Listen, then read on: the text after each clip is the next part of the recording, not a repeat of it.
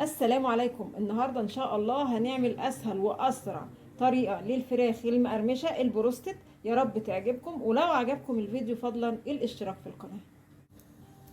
زي ما قلنا النهارده ان شاء الله هنعمل البروستد السريع، فعلشان يبقى سريع الاعاقه عندنا هتبقى عظم الفرخه، هو اللي هيخلي الفراخ من جوه نيه او من جوه فيها دم.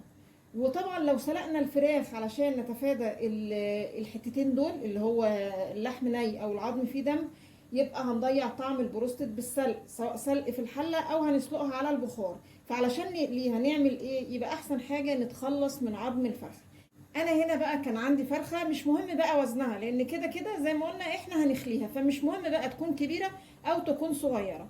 جبت الفرخه وقسمتها 4 ارباع، وكل ربع قسمته لحتتين، يعني الصدر عندي هنا 4 قطع صدر، وكمان 4 قطع من الوراك. لو مش عارفه تخلي الفرخه ممكن تخلي الفرارج نفسه يخليها. تعالوا بقى نسمي الله ونشوف هنعمل ايه بسهوله كده ومن غير تعقيد. هنحط التوابل اللي انت بتستطعميها، اي توابل انت بتستطعميها اشتغلي بيها.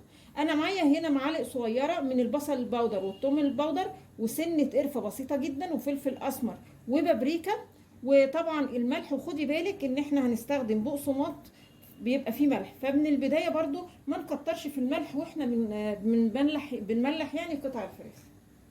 هنقلب بقى قطع الفراخ في التتبيله كويس قوي، وبعدين نعصر كده الليمونه، بتدي طعم حلو قوي برضو. تمام قوي كده. التوابل مع عصره الليمونه اتوزعوا اهو، بصوا على قطع الفراخ كويس قوي. وبعدين هجيب قطع الفراخ وهغلفها كده بدقيق. غلفت قطع الفراخ بقى بالدقيق. كل قطعه كنت بلاقيها كبيره كنت بقسمها 2، فعملت معايا عدد ما شاء الله حلو يعني. هجيب بقى هنا شويه ميه عاديه خالص من الحنفيه. اجيب بقى كل قطعه اغطسها في الميه كده بسرعه، يعني ما اقعدهاش كتير، وبعدين اخرجها احطها كده في فيجيتار او بقسماط، واغلفها كويس قوي، واضغط عليها كده وانا بغلفها علشان القشره من عليها ما تقعش وانا بقليها. وعايزه اقول لكم يعني ان انا برمي الجلد، مش بستعمله يعني وانا بعمل الفراخ عموما يعني، بس براحتك. لو عايزه تعملي الفراخ بالجلد دي براحتك.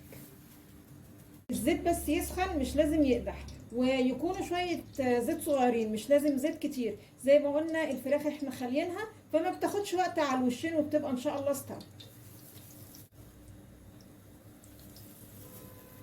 اضيف بقى قطع الفراخ للزيت، وبرده ما نسحمش الطاسه بقطع الفراخ علشان برده كل قطعه تاخد راحتها كده في القليه، ما نبقاش مزنقين القطع كده جنب بعضها. وطبعا النار تكون متوسطه، ما بتاخدش وقت خالص. نقلبها بقى على الناحيه الثانيه. تمام قوي كده، وهنخرجها باللون الذهبي الجميل ده. وبين كل وش فراخ والوش التاني هنجيب مصفى صغيره، وناخد بقى اي حاجه وقعت من قطع الفراخ في الزيت، علشان الزيت على طول يفضل معانا نضيف، ويخرج لنا الفراخ باللون الذهبي الجميل ده، وما يغيرش لونه او يسود. وده الشكل النهائي. طبعا كل طرق الفراخ المقرمشه البروستد كلها جميله، بس احنا بنقول اسهل طريقه. لو مستعجله يعني ما توقفيش حالك، الدنيا هتمشي برضو، بس برضو الفراخ اللي هي بتبقى بالعظم برضو ليها مذاق اخر يعني. تعالوا بقى نشوف ايه النتيجه. طبعا مستويه من جوه، وطعمها بيبقى زي الفل. مستويه اهي، بصوا يعني من اقل مجهود بتنقطع اهي. بصوا، يا رب النهارده الوصفه تكون عجبتكم، وانتظرونا ان شاء الله بفيديو جديد.